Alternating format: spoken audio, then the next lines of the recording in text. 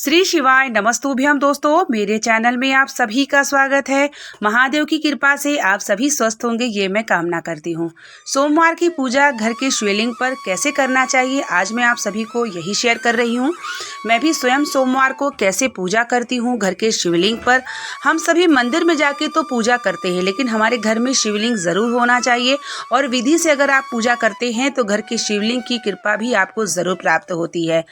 अगर आपको ये वीडियो पसंद आएगी तो इसे शेयर ज़रूर कर दीजिएगा। लाइक और कमेंट में हर बार मैं बोलती हूँ, हर हर महादेव का नारा ज़रूर लगाया करिए। भगवान का नाम ही लेना हमारे जीवन को सार्थक बनाता है।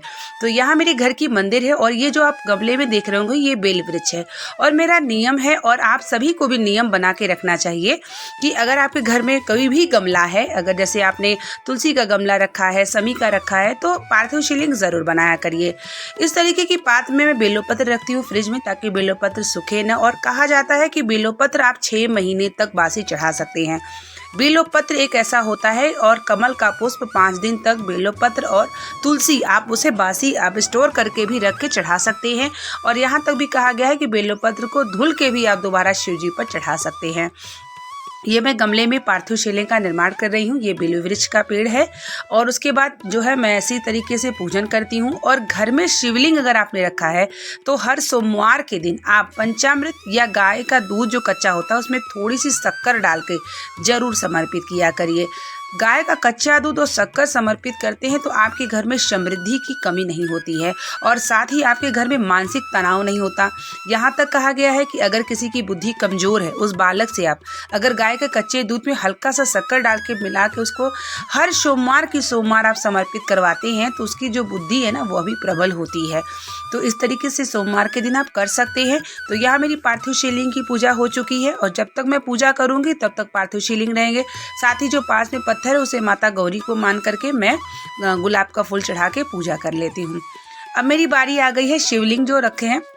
जब भी हम शिवलिंग की पूजा करते हैं घर में, तो हमें जो है शिवलिंग के किसी पात्र में रख के सोमवार के दिन प्रतिदिन रख के स्नान कराना चाहिए।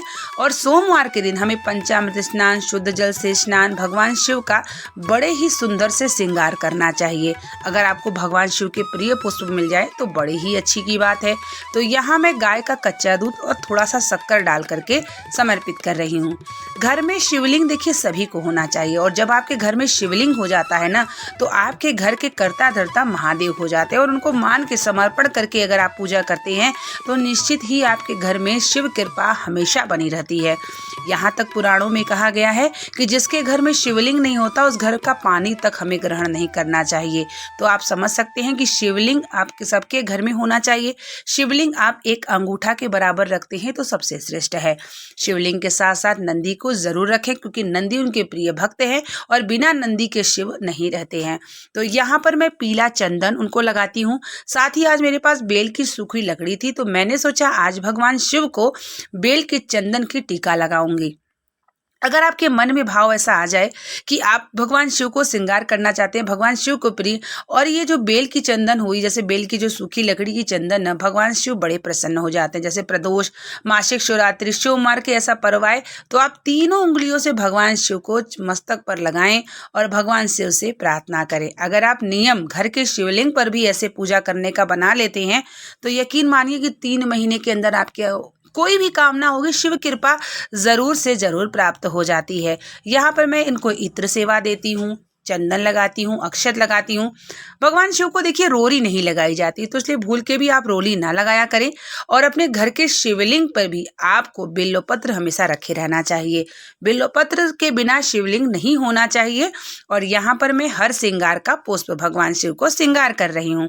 हर श्रृंगार का पुष्प जब भी आप देखेंगे तो जमीन पर गिरा होता है, और एक ऐसा मात्र फूल होता है जो हर श्रृंगार का हम पृथ्वी पर से उठा करके तब भगवान शिव को समर्पित करते हैं। कोई ऐसा फूल नहीं होता कि जिसको आप जो है ज़मीन पर से उठा के चढ़ाएं, लेकिन एक हर श्रृंगार का पुष्प ऐसा है जिसे हम ज़मीन पर से उठा के भगवान शिव को समर्पित करते हैं और ऐसा ही मान्यता की गई है। यहाँ पर मैं पुष्पों से भगवान शिव का श्रृंगार कर रही हूँ। अगर आपके घर में शिवलिंग होता है तो कोई बड़ा रोग भी नहीं आता। अगर आपके घर में शिवलिंग होता है तो भगवान शिव की दृष्टि आपके घर पर होती है। कहा जाता है कि हर मनुष्य को अपने गले में रुद्राक्ष की माला और भगवान घर में शिवलिंग ज़रूर रखें। एक रुद्राक्ष 1000 शिवलिंग के बराबर का शक्ति होती है। रुद्राक्ष धारण करने से आपके समस्त रोग भी समाप्त होते हैं और शिव की कृपा होती है। यहाँ लड्डू गोपाल की मैं जो है उनको भोग खिला रही हूँ और भोग में उनको स्नान श्रृंगार कर चुकी हूँ। उसके बाद मैं उनको दूध वगैरह भी पिला लेती हूँ।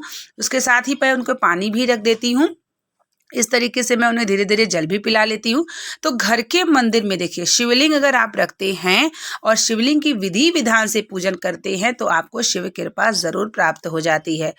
अगर आपको मन में कोई संशय है कि घर में शिवलिंग और भगवान शिव की मंदिर के शिवलिंग में क्या अंतर है तो आप मुझे कमेंट बॉक्स में ज़रूर बताइएगा। उसकी भी अंतर मैं आपको इस वीडियो में किसी शेयर ज़रूर करूंगी कि घर के शिवलिंग में क्या होता है और भगवान शिव के मंदिर में शिवलिंग का क्या अंतर है। इसीलिए मैं बार बार आप लोगों से कहती हूँ कि आप पूरी वीडियो देखा करिए। पूरी वीडियो के दौरान मैं छोटी छोटी जानकारी आप लोगों को शेयर करती रहती हूँ, क्योंकि मैं स्वयं शिव महापुराण की कथा को सुनती हूँ और वही फॉलो करती हूँ और वही आप लोगों से भी प्रार्थना करती हूँ। देखिए 84 लाख योनि अगर आपने पाई है तो 24 घंटे में हर एक कार्य करते हैं, लेकिन भगवान का श्रृंगार, भगवान का नाम स्मरण ध्यान चित्त में अगर रखते हैं तो इस भव सागर से आप जरूर प्राप्त होते हैं और जाने अनजाने जो पाप होती है ना वह भी समाप्त हो जाते हैं। अगर आप अपने कोई भी परेशानी है आप अपने घर के मंदिर में शिवलिंग के सामने अपने हृदय की बात सीने पर रखकर बाबा से प्रार्थना किया करिए, बाबा आपका ज़रूर सुनेगा। और इस तरीके से मैं श्रृंगार करने के बाद डमरू और घंटी से उनका प्रार्थना करती हूँ और ध्यान करती हूँ कि भगवान शिव मुझे अपनी भक्ति दीजिएगा। अपनी भक्ति देंगे तो हर एक कार्य मेरा सफल अपने आप हो जाएगा। यहाँ अब मैं मंत्रों का जाप करती हूँ। इस तरीके से पूरी विधि विधान से शिवलिंग की अगर आपके घर में पूजा होती है तो भगवान शिव का वह घर हो जाता है और भगवान शिव की कृपा ज़रूर प्राप्त हो जाती है।